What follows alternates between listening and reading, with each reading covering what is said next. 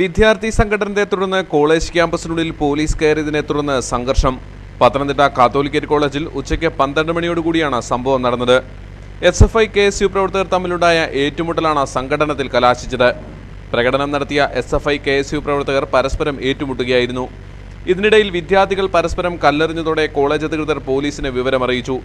തുടർന്ന് പത്തനംതിട്ട ഡിവൈഎസ്പിയുടെ നേതൃത്വത്തിൽ ക്യാമ്പസിനുള്ളിൽ കയറി പോലീസ് വിദ്യാർത്ഥികൾക്ക് നേരെ ലാത്തി വീശി. പ്രകോപിതരായ വിദ്യാർത്ഥികൾ പോലീസിന് നേരെ തിരിഞ്ഞതോടെ കോളേജ് അങ്കണം യുദ്ധഭൂമിയുടെ പ്രതീതിയിലെത്തി.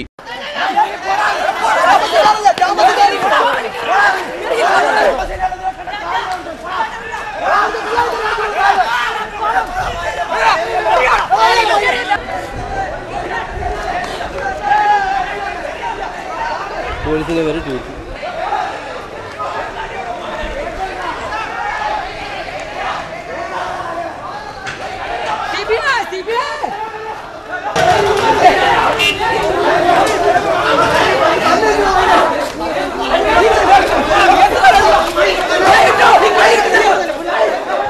സംഘടിച്ചെത്തിയ വിദ്യാർത്ഥികൾ പോലീസിന് നേരെ കല്ലെറിഞ്ഞു. കല്ലേറിൽ യൂണിവേഴ്സിറ്റി വാഹനത്തിന്റെ ചില്ലുകളും കോളേജ് നോട്ടീസ് ബോർഡും തകർന്നു.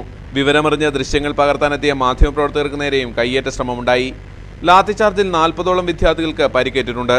പെൺകുട്ടികളടക്കമുള്ളവരെ പോലീസ് മർദ്ദിച്ചതായി വിദ്യാർത്ഥികൾ പറയുന്നു.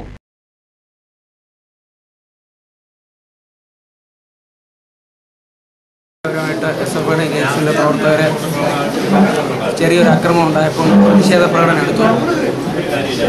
പ്രിൻസിപ്പാൾ മനഃപൂർവ്വം കോളേജ് അടച്ചിടുന്നതിന് വേണ്ടി മനഃപൂർവ്വം വിദ്യാർത്ഥി വിരുദ്ധ പ്രവർത്തനങ്ങളുമായി കുറേ ദിവസമായി മുന്നോട്ട് പോവുകയാണ്. ഇതിൻ്റെ ഭാഗമായി വിദ്യാർത്ഥികളുടെ ഭാഗത്തു നിന്നും ഒരു പ്രകോപനം പോലും ഇല്ലാതെ പോലീസിനെ കയറ്റി മുഴുവൻ വിദ്യാർത്ഥികളെ അടിക്കുകയായിരുന്നു. ആൺകുട്ടികളെ അടിച്ച് ഒഴിവാക്കി നിർത്തിയാൽ പെൺകുട്ടികളെ വളരെ ക്രൂരമായി പോലീസുകാർ മർദ്ദിക്കുന്ന ഒരു സ്ഥിതിയാണ് കാത്തോലിക്കറ്റ് കോളേജിൽ നിന്നുണ്ടായത്.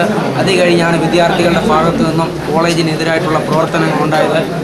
തീർച്ചയായും പ്രിൻസിപ്പാൾ ഈ നടപടിയുമായിട്ട് മുന്നോട്ട് പോവുകയാണെങ്കിൽ ഇതേ രീതിയിലുള്ള സമരവുമായി ഞങ്ങൾ വീണ്ടും കോളേജിലേക്ക് കടന്നു പോകും എന്നാണ് ഈ അവസരത്തിൽ. പെൺകുട്ടികളെ മർദ്ദിച്ചെന്ന് പറഞ്ഞത് പോലീസ് കൈകിട്ടിയ കോളേജ് വിട്ടപ്പോൾ വീട്ടിലേക്ക് പോയ പെൺകുട്ടികളെല്ലാം പോലീസുകാർ തടഞ്ഞു നിർത്തി മർദ്ദിക്കുകയായിരുന്നു. പിരിഞ്ഞു പോകാൻ തുടങ്ങിയ തങ്ങളെ അകാരണമായി പോലീസ് മർദ്ദിക്കുകയായിരുന്നുവെന്നും വിദ്യാർത്ഥികൾ പറഞ്ഞു. സംഘടനയെ തുടർന്ന് 15ഓളം വിദ്യാർത്ഥികളെ കോളേജിൽ നിന്നും സസ്പെൻഡ് ചെയ്തതായി പ്രിൻസിപ്പൽ അറിയിച്ചു. News bureau, Pathanamthitta.